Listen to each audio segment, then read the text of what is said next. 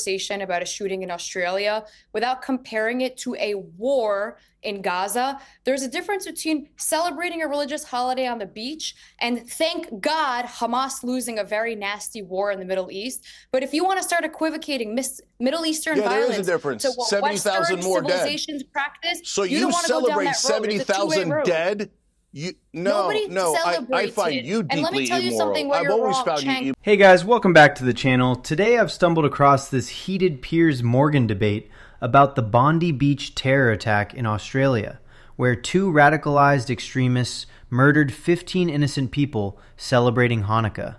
And what starts as condemnation of an absolutely horrific act quickly turns into this explosive argument about how we talk about Muslim communities versus how we talk about other groups when violence happens. Cenk Uygur makes this devastating point about double standards, where every Muslim on earth has to condemn extremists as if they represent all Muslims. But when it comes to 20,000 dead Palestinian kids, suddenly we're told that's complicated and you can't compare the two. Emily Austin and Jillian Michaels try to defend the 10% of Muslims are dangerous talking point, and Wajahat Ali absolutely demolishes them by connecting it to the Iraq war propaganda that led to over 1 million deaths. So make sure you watch until the end because this gets intense. And please comment down below where you're watching from. I really love to see people from all over the world connecting in here. Alright now, let's get into the video. Issues here. The issue of violence is the relatively straightforward one. So everyone should condemn the violence. Everyone should condemn violent extremists. So I don't know anyone who hasn't, and they'd be monsters if they didn't. So those poor victims there, the 15 people who were killed and the others that were injured, and everyone who was traumatized by it, they didn't deserve that at all. They had nothing to do with any government policy. They were just innocent human beings.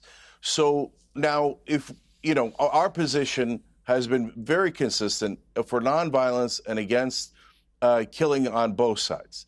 Now, the second issue is propaganda.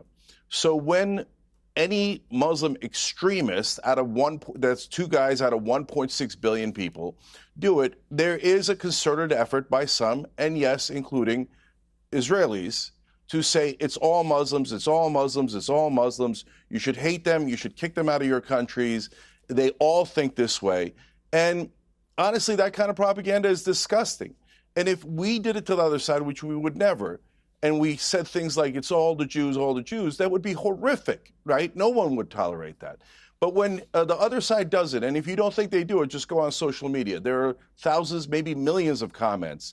And yes, about 3 months ago, all of the Israel First pundits started changing, and they literally said, I tweeted about it. One of their influencers was like, it's hard to get the Americans to like Israel. There really is no reason to like Israel and support Israel. But it is easier to get them to hate Muslims. So we should do a propaganda. Now, she didn't say propaganda, to be fair, but she said we should do a campaign to highlight how much Muslims are bad. And now when we talk about violence, we ask for the same kind of decency.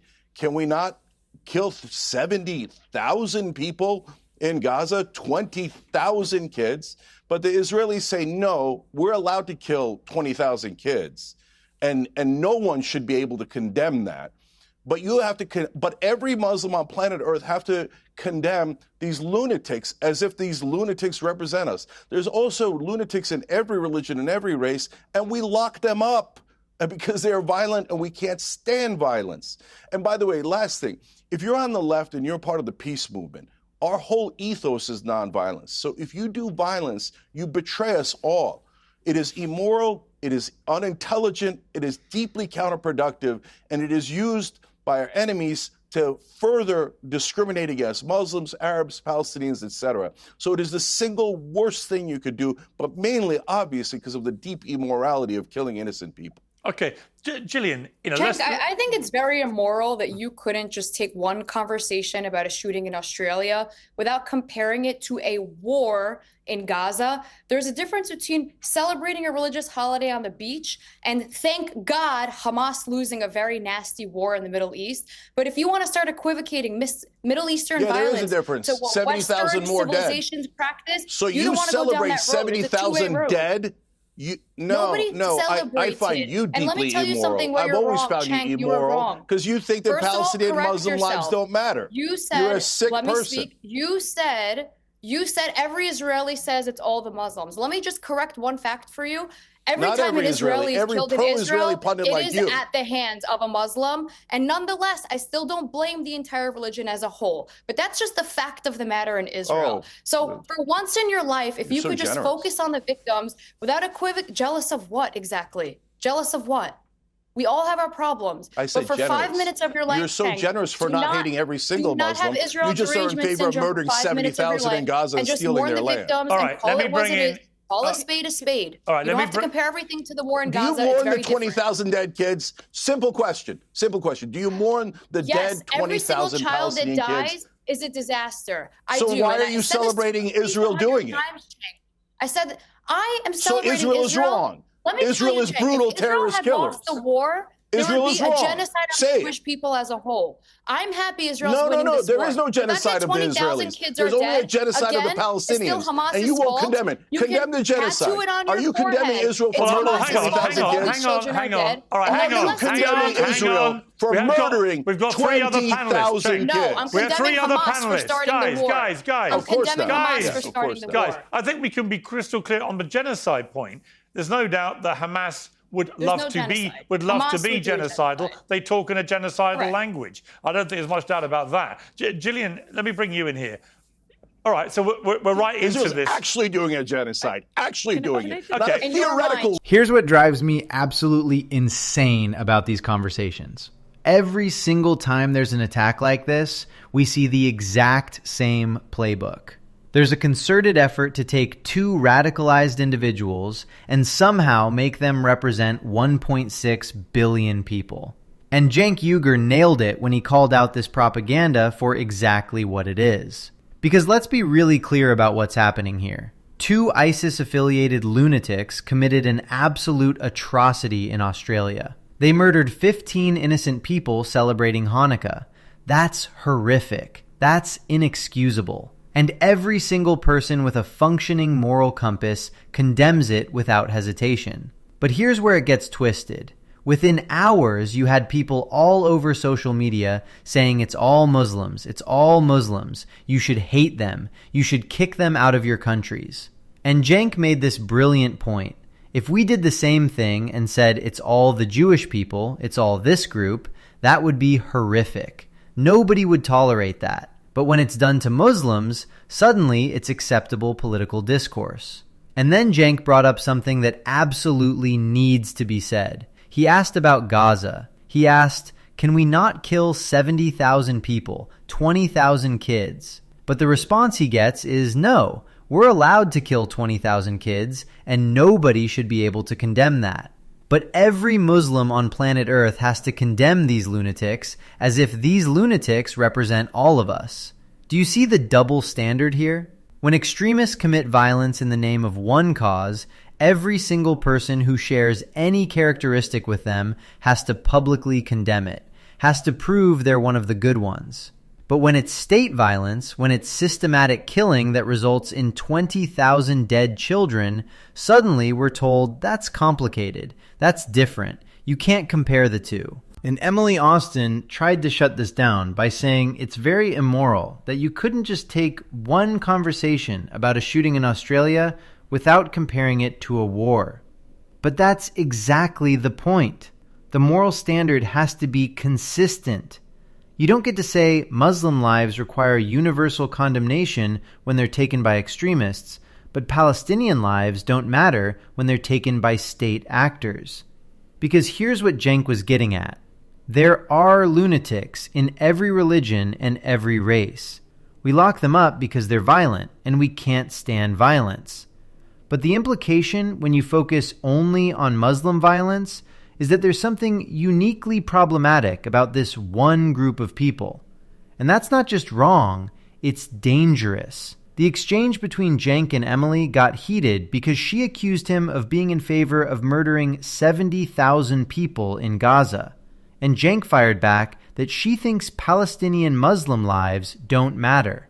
And you know what? He's right to call that out. Because when you minimize or justify 20,000 dead kids, you are saying those lives matter less. One, not a hypothetical one. Hamas killed no, I'm not moving on from murdering 20,000 kids. Hamas killed as many Israelis as they could possibly kill on October the 7th in a genocidal rampage. So let's not compare genocide with genocide. I want to bring in Gillian. Israel's civilian kill ratio is worse than Hamas. All right, let me bring in. It wouldn't kill you to just mourn the damn victims and not bring up Let me bring in Gaza. Gillian, please. Gillian, you've been waiting very patiently. Yes. Thank you. Look, let's focus back for a moment, because there were many attacks going on Jewish people before October the 7th. All right, so let's be clear about that. This has been a rising problem of anti-Semitism across the world, and there are not many Jewish people in the world. There are 1.6 billion Muslims. There are 15 million Jews. Right? Let's just put the numbers on the table. Okay. And like I said to Emily, it must be a scary time to be a Jewish person right now, when even celebrating Hanukkah on a beach in Sydney, I've been to that beach, Bondi Beach. It's one of the most fun, positive, entertaining places to be anywhere in the world. The sun always shines, the families always play.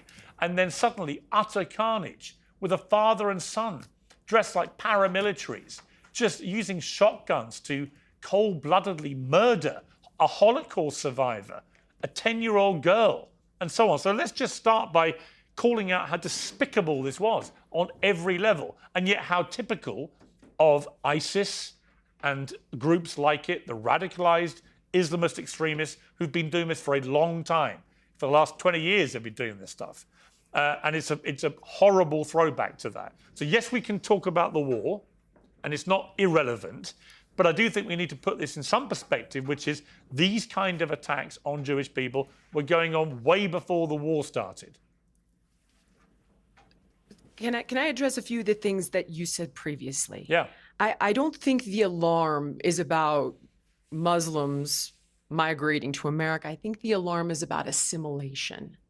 I don't think that these two individuals in Bondi represent what I've been told is actually 2 billion Muslims. But when I talk to people, and I've really been trying to understand and explore this issue, whether it's Gad Saad or it's Patrick Bet-David, when I talk to people, they'll tell you, yeah, let's say 90%. And I've looked at Pew Research, I've looked at the Global Terror Database.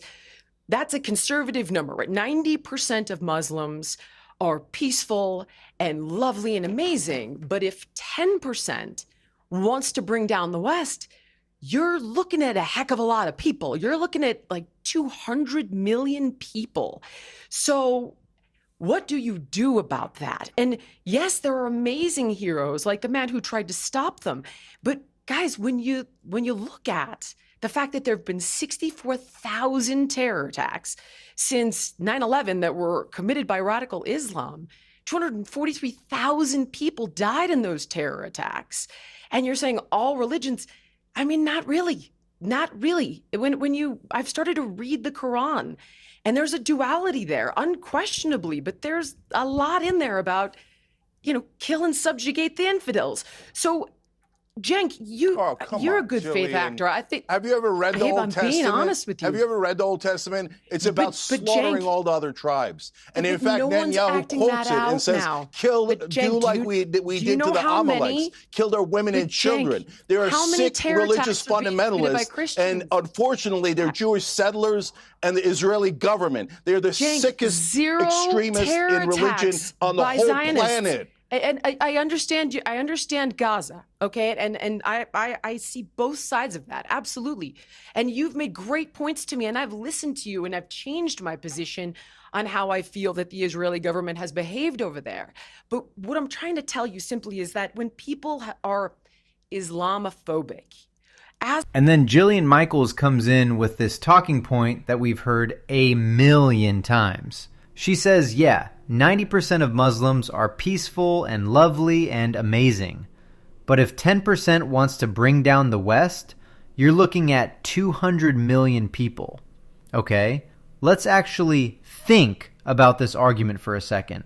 Because on its face, it sounds reasonable, right? 10% of a huge population is still a lot of people. But here's the problem. you can apply that exact same logic to literally any group and make them sound terrifying. Cenk immediately jumped on this by bringing up the Old Testament. Have you ever actually read the Old Testament? It's about slaughtering all the other tribes. It's got some of the most violent passages you'll find in any religious text. And there are absolutely Jewish settlers and members of the current government who quote those passages to justify ethnic cleansing. Cenk called them the sickest extremist in religion on the whole planet. Now, does that mean we should be afraid of all Jewish people? Of course not. That would be absolutely insane and deeply anti-Semitic. We understand that extremists don't represent the whole. We understand that religious texts get interpreted in different ways by different people. We understand nuance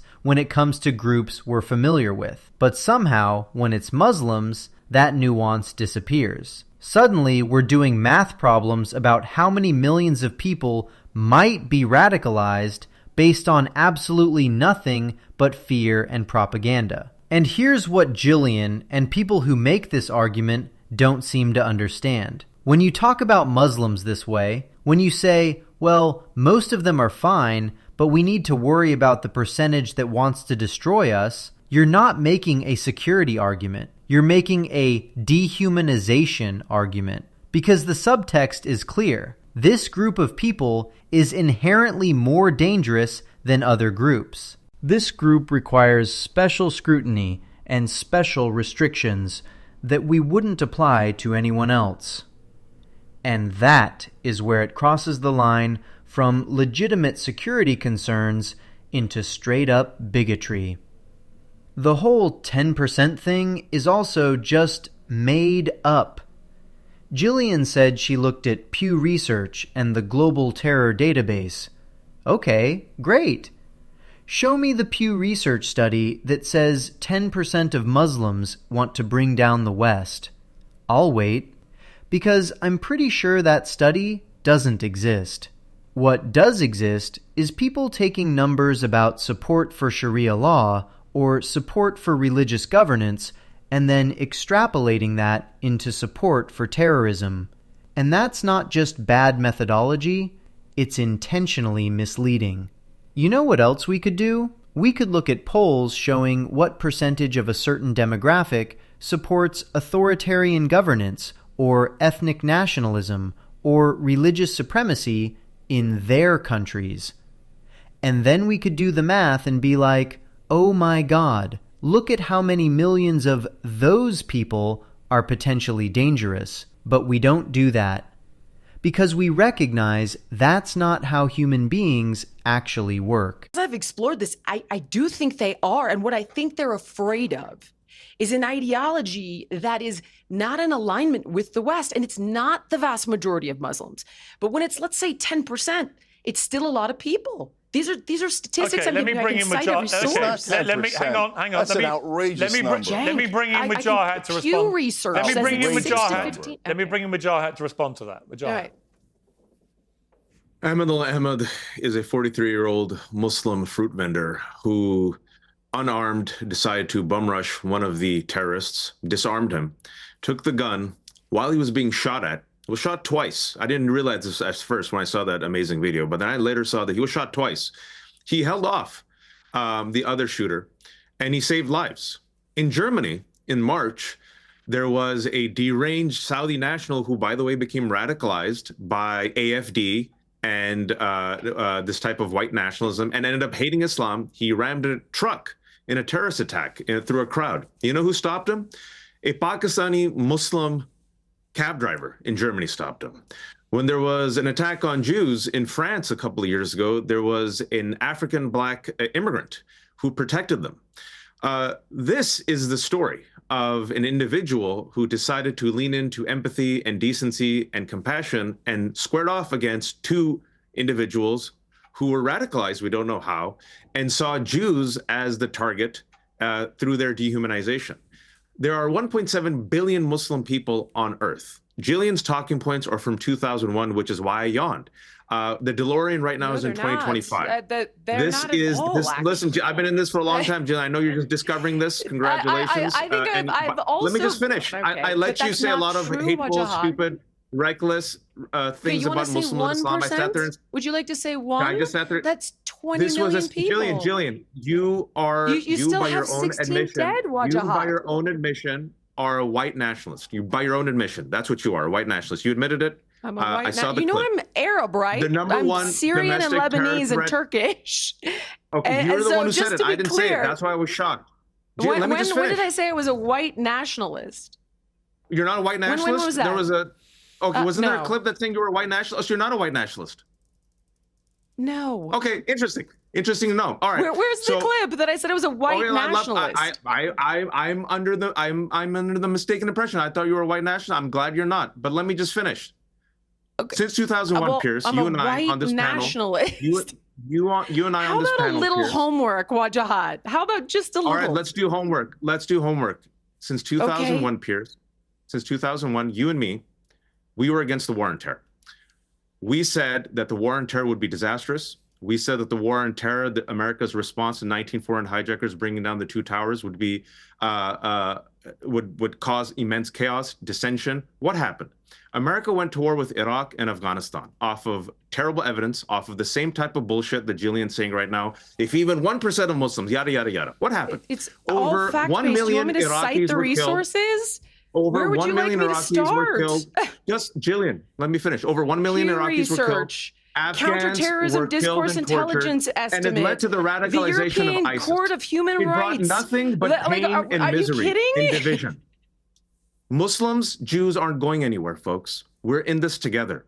And what we have to realize is that there are hate mongers who seek to divide us right now, like Jillian, who want to bring up Islamophobia and antisemitism, who want to get rid of all Muslim immigrants. I said, all Wajahat, you're no the one is going to leave. Who has tried to divide us. And your rant this past week. We have to make a future together. We have to call out the hate. Exactly, we have to call out the white supremacy, the Islamic extremism, the Jewish supremacy. How do you address? We have to call out the terrorism. We have to call out the people that want to destroy the West. We have to call out Israel's occupation. We have to call it Israel's occupation and genocide, and we have to call out Hamas the percentage and violence. And this is where Wajahat Ali absolutely demolished the entire argument. He pointed out that Jillian's talking points are from 2001, which is why he yawned. The DeLorean right now is in 2025, and he's exactly right. We've been having this exact same conversation for almost 25 years now. The same fear-mongering, the same statistics thrown around without context, the same implications that Muslims are uniquely dangerous and uniquely incompatible with Western society. But then Wajahat said something that honestly shocked me in the moment, even though looking back, it probably shouldn't have. He said, "Jillian, you by your own admission are a white nationalist. You admitted it." And Jillian immediately pushed back and said, "When did I say that? Where's the clip?" And Wajahat backed off and said, "Okay, interesting to know you're not." Now, whether or not that accusation was fair, here's what it does show. When you spend all your time focusing on the dangers of Muslim immigration, when you use the same talking points that actual white nationalists use, when you engage in the same kind of fear-mongering, at some point, you have to ask yourself what team you're playing for. And Wajahat made this connection explicit when he talked about the Iraq War. He said, America went to war with Iraq and Afghanistan off of terrible evidence, off of the same type of garbage that Jillian's saying right now. And over 1 million Iraqis were killed. This is crucial to understand.